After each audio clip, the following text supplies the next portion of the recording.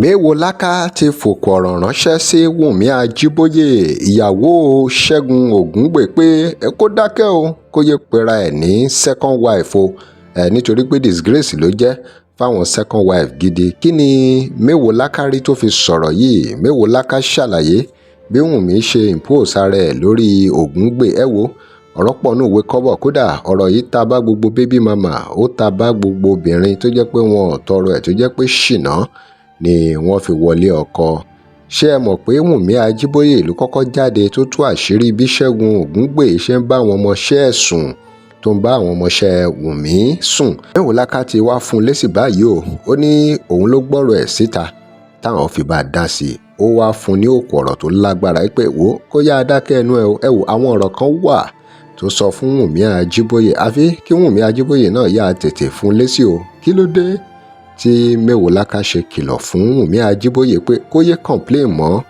Ọ̀rọ̀ bá Wunmi àtògúngbè fúnra ẹ̀ nínú fọ́nrán tẹ máa wò yìí. Kí ló dé tí Mewolaka ń pe Wunmi lájà àgboro? Ọ̀rọ̀ rèé o.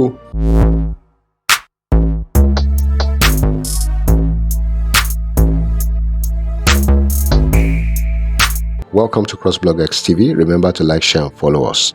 Ẹ káàárọ̀, àǹtí Wunmi Ogungbe, ìyàwó Segun Ogungbe. Ẹ̀yin lẹ mọ́rọ̀ yín wá sórí social media o. Ẹ̀yin lẹ ní ká dá sí, a dẹ̀ máa bá yín dá sí, ẹ̀yin lẹ ṣàlàyé. Kíni kan ni mo kọ́kọ́ fẹ́ kẹ́ erase kúrò nínú mind yín. Ẹ má kóra yín mọ́ second wife. Calling yourself Segun Ogungbe's second wife is an insult to our second wife.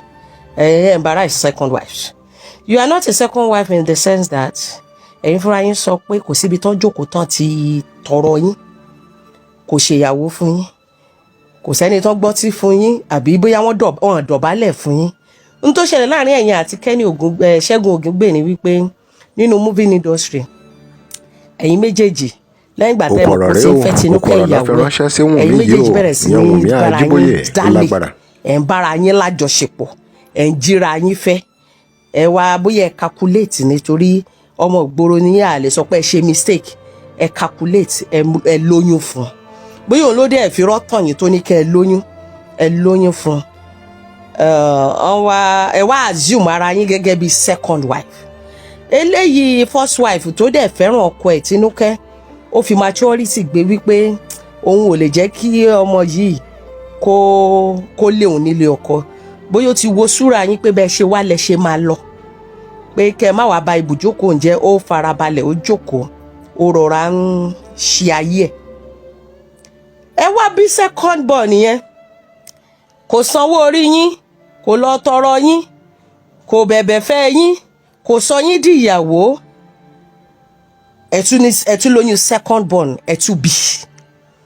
Ẹ̀yin fúnra yín wá impose ara yín létí kún àǹtí Tinúkẹ́ lórí gẹ́gẹ́ bí ìyàwó. Mo kí Tinúkẹ́ ìyálé Kenny Ogungbe wá bá jọ lọ́jọ́ birthday tó fi pe ìyálé yẹn ní ìyá òun, ó ní ìyá òun ni. Ìyá èèyàn náà lè yàn fojú ẹ̀rí rẹ́dẹ̀rẹ́dẹ́ bẹ́ẹ̀ yẹn tó máa lóun ò lè fi lé ọmọ burúkú fẹ́kùn pàjẹ́, tó farada, tó ṣàǹwò yín. Ẹ wá ní ohun tó dùn yín tẹ́ ẹ fi ṣe kinní kan wọ́n hàn tí yín wípé ó bẹ̀rẹ̀ sí ní bá àwọn ọmọ abẹ́ yín sùn, ó bẹ̀rẹ̀ sí ní bá àwọn ọmọ tó wà ní movie industry sùn. Kò yẹ kó bí yín nù. Ṣèbí mọ́ ṣe bẹ́yìn náà sùn ní movie industry nìyẹn tẹ́ ìdíyàwó. Àbí tí ẹ̀ tí ìdíyàwó tẹ́ ẹ pera níyàwó baby mama níyìn. Bó ṣe rí nìyẹn, nǹkan tí ìyálé Tinúkẹ́ gbà mọ́ra tó fojú fò, tí ò wá sórí social media kó wá máa sunkún bíi tiyín, kó wá máa ṣàlàyé, kó wá máa embarrass Kenny Ogungbe. Òun ló ṣe fún yín lábẹ́lẹ̀ tí ò tí ì doyún báyìí. Wọ́n sì ń bá àwọn ọmọ yẹn lájọṣepọ̀ ní kò ì doyún báyìí, kò tí ì gbéyàwó lé yín báyìí. Òun lẹ ń sunkún tẹ́ ń ṣàlàyé báyìí, tẹ́ ẹ̀ explain yìí, tẹ́ ẹ̀ ń wá pity party àwa ìlọ orí social media. Ṣé Kenny ní ká pè ní ìkànnì? Ṣé ká pè Kenny Ogungbe ní ìkànnì oníkíní kò mọ bus stop? A lè pè níkà. Ó ti jẹ lọ lọ́dọ̀ yín, á tún jẹ lọ lọ́dọ̀ ẹlòmíì. Àbí Tinúkẹ́ ìyálé ilé ọmọ ọlọ́mọ alálùbáríkà tó gbà fọ́lọ́run tó ń ṣe ìyá àwọn ọmọ ẹ̀ lọ tí ò jẹ́ kí ìranu àti ti ẹ̀yìn àti kẹ́ni ògúngbè àti ti àwọn psychic tó kù kó àfẹ́ ti ibùjókòó tó ń ṣe tiẹ̀ lọ tó mójú táwọn ọmọ ẹ̀ tó fúnra ẹ̀ láyọ̀ ṣé ò ní ká bá yín call out ní wípé ó frustrate yín out ni ọmọ ọlọ́mọ tó ti wò wípé ajá àgbòrò lòún fẹ́ ajá àgbòrò tó ń bá àwọn ajá àgbòrò sùn tó ń fún àwọn ajá àgbòrò lóyún tó dẹ̀ rọra jókòó tó ń ṣèyí àwọn ọmọ ẹ̀.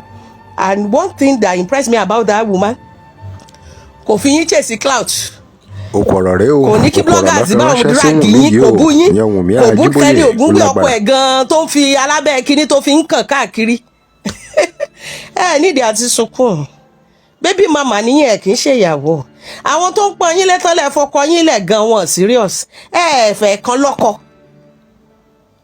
nǹkan tó ṣẹlẹ̀ ni pé ẹ decide láti má bá Segun Ogungbe sùn mọ́ ẹ decide láti wá ẹlòmíì bóyá this time around ẹ máa wá mọ bó ṣe ń ṣe ẹ ti kẹ́kọ̀ọ́ báyìí ẹ máa wá farabalẹ̀ ẹ fẹ́ ọkọ tiyín tó máa ṣe nǹkan orí yín ìbàjẹ́ second wife lẹ́fẹ́ lọ ṣe ìbàjẹ́ third wife ìbàjẹ́ first wife ẹ make sure wípé wọ́n fẹ́ yín wọ́n ṣe nǹkan orí yín ìtẹ́ ẹ ṣe yẹn náà pè ní wípé o lọ lóyún fọ́kọ ọlọ́kọ láti fi ba ilé onílé jẹ́ ohun tó ṣẹlẹ̀ nìyẹn òun la ṣe máa ń sọ fún yín jẹ́ ó sanwó orí ẹ jẹ́ ó fún ẹ ẹ̀yin tẹ́ ẹ bá gbóyún ìkìlọ̀ pàtàkì fún gbogbo ẹ̀yin tẹ́ ẹ bá lóyún fọ́kọ ọlọ́kọ tó fẹ́ yín síta tẹ́ ẹ ń bímọ jọ ẹ má pera yín ìyàwó o wọ́n fẹ́ ìyàwó níṣu lọ́kà ni wọ́n ń bẹ̀bẹ̀ fẹ́ obìnrin ni tó bá pọ́n rẹ̀ lé ó bá lóyún fọ́kọ ọlọ́kọ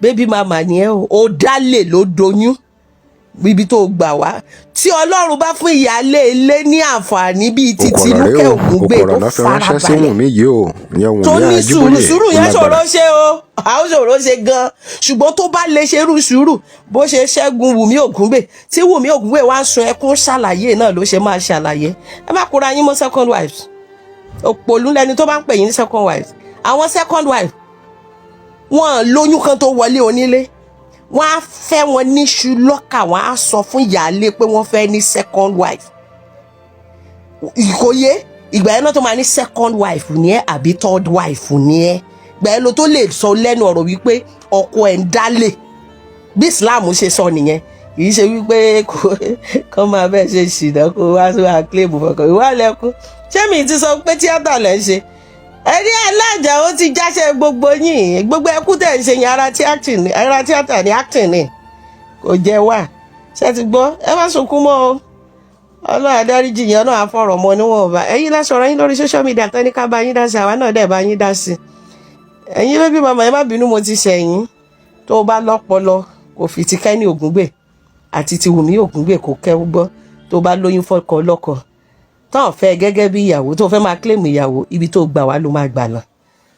Justice for second wives Wunmi Ògúngbè ti bà ìwà lórúkọ jẹ́. You are not one of us. Thank you. Drop your comment. Remember to like, share and follow us. Thanks for watching.